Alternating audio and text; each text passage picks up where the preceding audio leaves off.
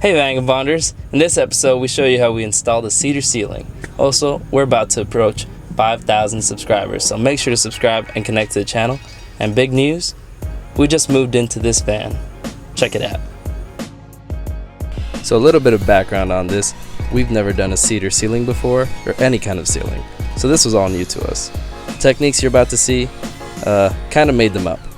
So these little things you see me cutting and gluing are spacers that glue directly onto the tin of the roof. That would be to allow us to screw the panels in without having to screw into the sheet metal, which we did end up doing in a few spots just for some extra security. But if you want to do it this way, it does work, and what we used was this multi-purpose Gorilla Glue. Our friend Ash, who happened to be in town, was nice enough to come help us out a bit and helped us start the beginning of the ceiling. As you can see, I had to drill some holes for the solar panel wires, which if you've never seen me install that, you should check out that episode. And we just started putting them in tongue and groove. It actually started off quite a bit easier than I expected. Now we're on a budget, so what we used was newspaper for insulation. And this was my dad's idea, so if anyone wants to get mad about this, just blame my dad.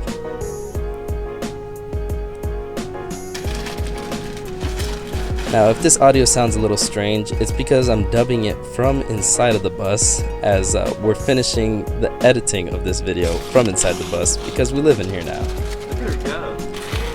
Either way, as you can see, right in front of the fan and our little window on the ceiling, we have some stringers glued to the ceiling, and that's where they fastened onto.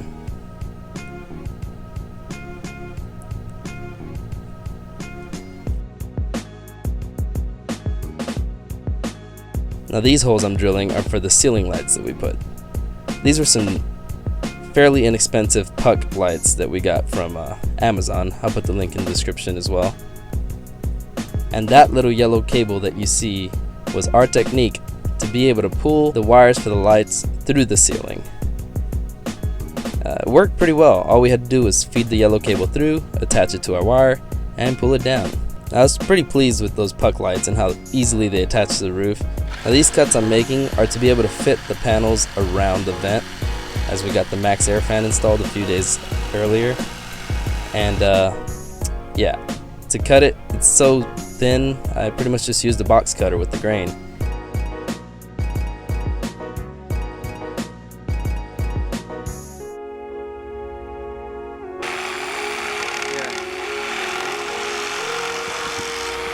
Now never put your fingers that close to the blade. But little by little, the ceiling was coming together.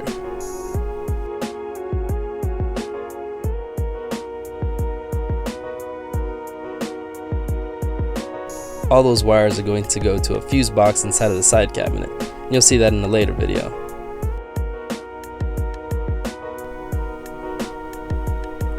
Now all these screws we did by hand as to not crack the wood. I would recommend doing it by hand because this wood is pretty brittle.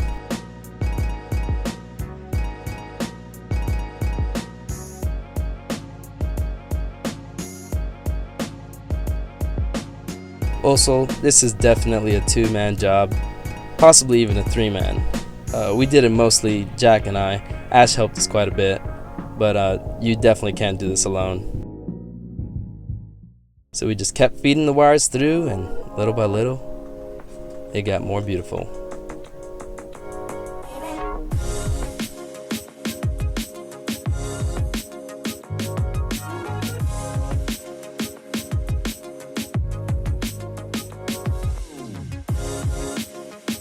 Now at the end, what we had to do was split a couple planks down the middle just to make up for our imperfections, but it didn't really matter because we were about to put a trim across. As you can see, I'm wetting the wood to make it more flexible, also staying hydrated. And yeah, at first bending the wood was a little bit of a fail and I snapped it, but with a little bit of coercion we were able to bend it and have a nice trim.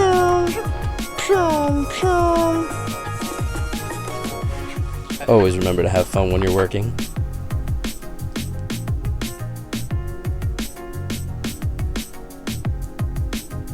As I said, bending this thing was quite a pain. I recommend you soak your wood a little bit longer than we did. We didn't really soak it at all, we just sprayed it with the hose. That is not recommended.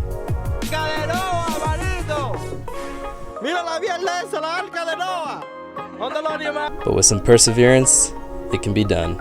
And in the end, it'll look beautiful regardless if you mess up at first. Also, it smells like a beautiful cedar cabin inside. You gotta love it. So if you liked that video, make sure to hit the like button below. Subscribe to the channel, because in a few days, we're going across the country in this thing. And as of today, we're living in it. So we're going to be vlogging what it's like to move into one of these vans.